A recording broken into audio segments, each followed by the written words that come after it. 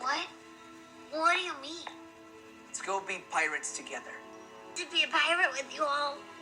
But I can't. Reindeer. I have hooves and antlers and a blue nose. I'm not a human like the rest of you. I could never be part of your group. It's impossible. Just shut up and come with us!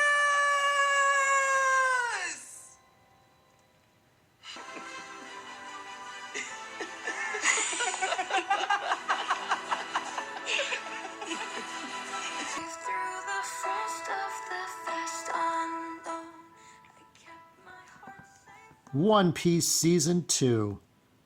How about that?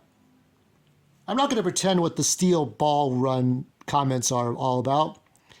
I'm looking up, was it Alabaf? Alabaf? Is that the latest season on the anime? Alabaf, I don't know what that is. Somebody knows. I could probably understand One Piece better than Dragon Ball Z and other anime, but this is Season 2. I heard a funny story that the creator of One Piece hid the secrets to the ending of One Piece Saga in a treasure chest and threw it in the ocean, and people are trying to go and get the treasure chest out. Did anybody get that treasure chest, by the way? I don't know what's going on. I'm only going to look at the live action stuff. I have no understanding. I mean, Fox Kids used to have one, or was it Fox Box? No, it was Fox 4 Kids had One Piece, right? That was not part of... No.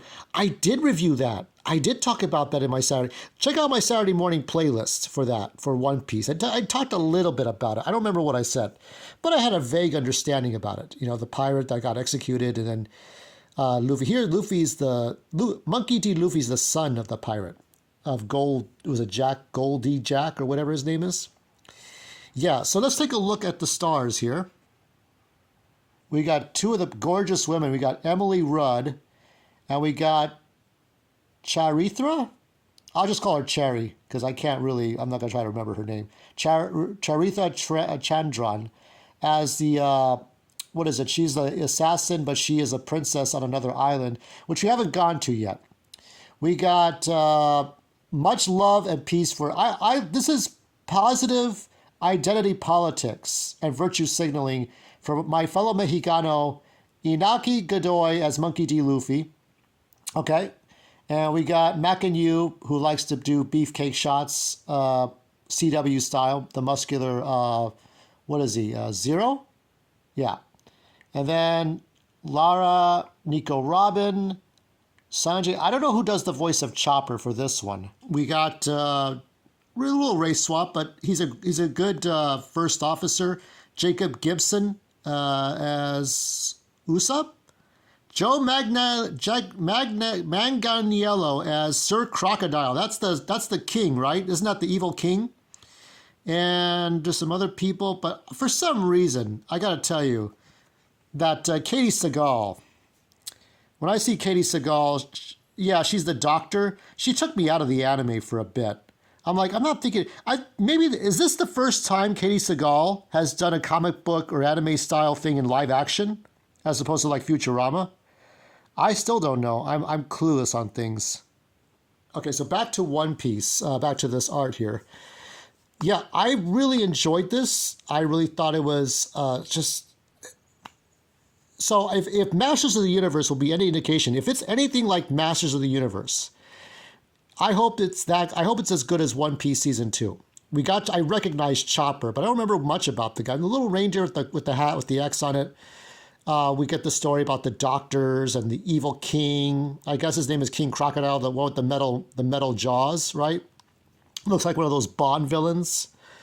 This is an inept review, by the way, of One Piece.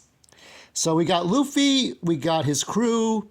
Nami got sick, and she had to be taken to an island with snow and warriors. It kind of the village, sort of the outposts. Kind of reminded me of one of the villages in The Witcher 3 video game.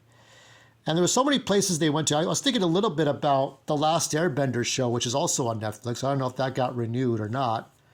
What else? I think it's the same people that made this and made the live action Last Airbender. So you got Katie Sagal as a doctor. You've got Chopper. You got the giant whale. the giant whale that ate up the ship.